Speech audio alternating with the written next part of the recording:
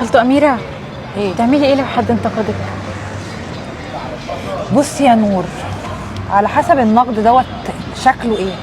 هو بينتقدني علشان عايز يحسن من مستواي العلمي والفكري مثلا، فلنفترض يعني، فبينتقدني بيقول لي لو انت كنت احسن في الجزئيه ديت او الجزئيه دي بتغلطي فيها، فطبيعي ان انا هاخد وجهه نظر عشان ده اسمه نقد بناء.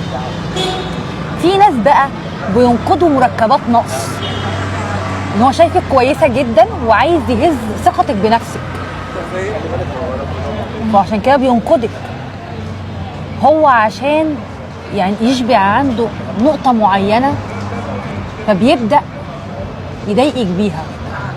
فلنفترض مثلا انت عينك واسعه والناس كلها بتقولي العين الواسعه دي حلوه، واحده تقولك ده انت عينك واسعه اكبر من وشك، رغم ان اللي عينه واسعه اكبر من وشي هو الغزال، نقول عينها زي الغزاله زي المها، رغم ان هي حاجه صفه جماليه، بس انتقدتك عشان تشوفي الحاجه الحلوه اللي فيكي وحشه، فتهز ثقتك بنفسك. بس كلي زلابيه حلوه.